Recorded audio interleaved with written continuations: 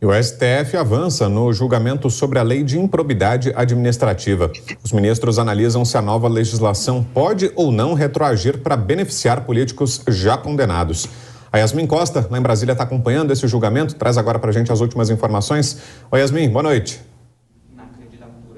Oi, Vitor, boa noite para você, para a Lívia e para todo mundo que acompanha a gente aqui no Jornal Jovem Pan. Pois é, esse julgamento começou ontem, mas efetivamente os votos foram dados hoje. Quem votou hoje? O ministro Alexandre de Moraes, que é o relator desse caso, e também o ministro André Mendonça. O ministro Alexandre de Moraes, ele votou contra a possibilidade de retroagir essa lei, essa nova lei de improbidade administrativa. O ministro disse, inclusive, o seguinte, porque nessa nova legislação, os crimes só serão punidos no caso de dolo, ou seja, quando o agente público realmente ficar comprovado que o agente público teve a intenção de cometer esse crime. E na avaliação do ministro Alexandre de Moraes, essa mudança na legislação não significa que foram anistiados todos aqueles crimes que foram já punidos na forma culposa.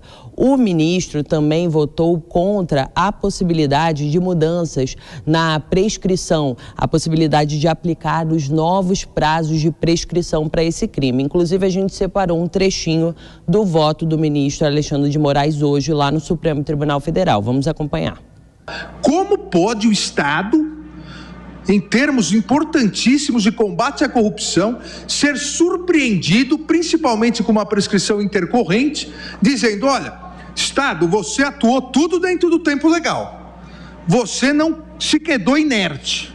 Você atuou regularmente, mas agora diminuiu o tempo. Então, o que foi atuação regular, agora é irregular e está prescrito. Não é possível.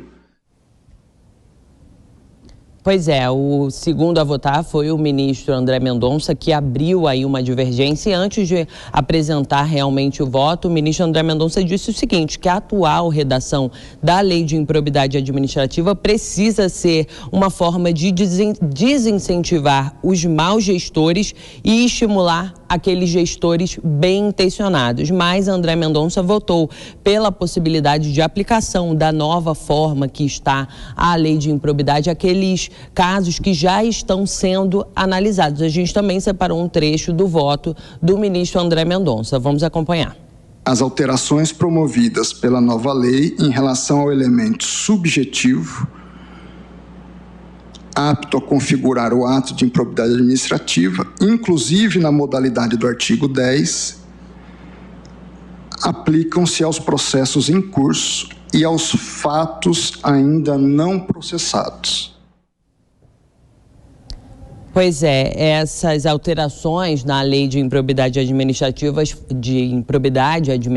melhor dizendo, foram sancionadas em outubro do ano passado e desde então vem causando uma grande repercussão e por isso o caso chegou ao Supremo Tribunal Federal. O Supremo diz, inclusive, que pelo menos 1.200 recursos, quase 1.200 recursos, estão lá na corte aguardando esse julgamento para poder saber como que vai ser o andamento desses casos, porque esse julgamento do Supremo Tribunal Federal vai ter uma repercussão geral. Vale lembrar, inclusive, que quais foram as principais mudanças. Uma eu já citei, é a questão de agora exigir somente a intenção, somente o agente vai ser punido quando ele tiver ali comprovado que houve a intenção dele cometer esse crime. Houve uma mudança no prazo de prescrição, que em alguns casos, inclusive, esse prazo de prescrição, que é o tempo que a administração pública pode punir esse agente público, em alguns casos esse prazo reduziu até pela metade e esse julgamento foi encerrado hoje lá no Supremo Tribunal Federal e a expectativa é que ele seja retomado na próxima semana. Eu volto com vocês. Ok, valeu, Yasmin. Obrigado pelas informações. Boa noite. Alfredo Scaff, foram 2 votos divergentes, então, apresentados hoje no início desse julgamento, do ministro Alexandre de Moraes e do ministro André Mendonça. Qual deles te pareceu mais correto, Scaff? Veja, Abrão, eu já comentei esse assunto aqui no jornal e vou repetir alguns argumentos. Veja bem, em primeiro lugar, a vontade do parlamento tem que ser respeitada. O parlamento entende que tem muita gente, muitos ex-agentes públicos, porque quando se fala de lei de improbidade administrativa, só se lembram de políticos. Está errado. A lei de improbidade atinge todos os servidores públicos. E nós temos milhares de pessoas com bens bloqueados, injustiçados, sem ter cometido um ato de improbidade. Por que isso acontecia, Brown? Porque existia uma liberdade exacerbada de colocar qualquer pessoa no polo passivo de uma lei de improbidade. E isso acabou, na verdade, prejudicando muita gente, e ainda tem muita gente que, sem ser ordenador de despesa, sem ter mandado pagar nada, está com os bens bloqueados, porque a justiça não anda, principalmente nos casos dessas ações de fazenda pública. Então, isso ressuscitou o parlamento, e o parlamento disse, olha, nós precisamos regular essa situação. Essa é a vontade do parlamento. O parlamento é o poder que emana do povo. Então, eu vejo que, nesse caso, o Supremo, além de respeitar a vontade do parlamento, precisa se atentar também, Brown, que existe o direito penal administrativo, existe o direito administrativo penal. Essas punições da lei de improbidade, elas retroagem para beneficiar o réu, principalmente nos processos em que não haja condenação ainda. Então, a lei penal não retroagirá, mas para beneficiar o réu, sim. E essa lei tem um caráter punitivo. Por isso eu defendo que ela sim, ela retroage nos processos, no mínimo, que estão em andamento, e também pode retroagir com relação à prescrição intercorrente. Por quê? Porque essa é a vontade do legislador. Não cabe ao juiz discutir a vontade do legislador. Cabe ao juiz dizer se aquela vontade do legislador é eventualmente constitucional ou não. E a Constituição diz que a lei penal retroage, sim, para beneficiar o réu. E, Cris, a gente acompanhou profundamente as discussões no final do ano passado que levaram à aprovação dessa lei de improbidade administrativa. Foi uma lei bastante defendida pelo presidente da Câmara dos Deputados, Arthur Lira, e muitos membros do Ministério Público fizeram campanha na tentativa de demover os deputados, ou pelo menos a maioria deles, de aprovarem essa proposta. Para quem defende, acredita que essas mudanças implantadas pela nova lei vai evitar alguns abusos, como explicou agora mesmo para a gente o Alfredo Scaff. Os críticos dessa medida dizem que as mudanças estabelecidas vão dificultar a punição de agentes públicos que cometem ilícitos na administração pública.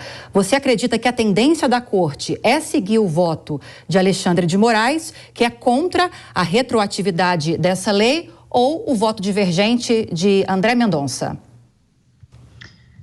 Olha, Lívia, eu não queria entrar muito no mérito, porque eu acho que o Scaff, com toda a propriedade de advogado, aí já explicou bem a questão, e eu, sinceramente, não tenho muito como opinar em relação a essa prescrição de pena em processos desse tipo. Eu já lembro de questões paralelas em processo da Lava Jato, por exemplo, em que aconteceu exatamente isso que o Scaff fala, que é o que se estabelece no direito penal. Quando há mudança da legislação, ela retroage para beneficiar o réu, o acusado, para beneficiar as partes dos processos. Então, só para fazer a analogia que me veio à cabeça aqui dos processos da Lava Jato, quando houve, no auge da Lava Jato, com várias condenações já, várias pessoas já sentenciadas, e houve aquela decisão de que réu delator não pode falar réu delator não pode falar por último, que o réu delatado tem que ser o último a falar, porque ele precisa saber tudo de que foi acusado pelos colegas de processo, digamos assim. Aquilo retroagiu. Eu lembro que o ex-presidente do Banco do Brasil e ex-presidente da Petrobras também, Aldemir Bendini, foi colocado de volta na rua, foi libertado, ele já estava preso e condenado, apenas porque retroagiu em favor dele, e depois outros réus também se beneficiaram por isso.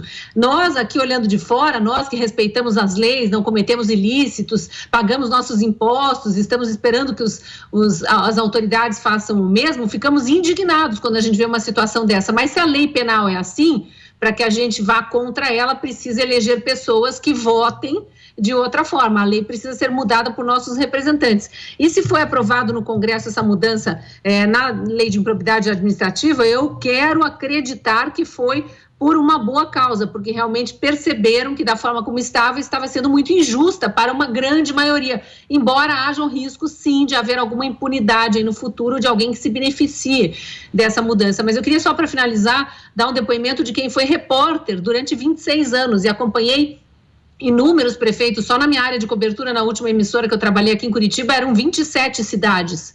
Então, eu acompanhei inúmeros casos de acusação de improbidade administrativa, como bem lembrou o SCAF aí, não só contra prefeitos, contra secretários municipais, às vezes contra coordenadores de departamento, que sequer sabiam exatamente por que aquele gasto tinha sido feito, porque não era exatamente da alçada deles, e que ficam, sim, lá com o seu carro, com a sua casinha bloqueada. Não é uma mansão, um helicóptero que foi comprado com dinheiro de corrupção. São os bens da família que ficam bloqueados para eventualmente ressarcir o município por algum dano que tenha sido causado por uma compra irregular e tal, mas eventualmente não era necessariamente aquele agente público que deveria ser punido. E aí, como a justiça demora, só 10 anos depois que o negócio se resolve, a família fica difamada, a pessoa fica com o seu currículo manchado. Então, tem situações muito injustas acontecendo nessa área. Eu acho que houve uma regulamentação agora e espero que o STF, que anda tão desacreditado, pelo menos agora nessa história, tenha consciência na hora de votar aí para o bem da maioria.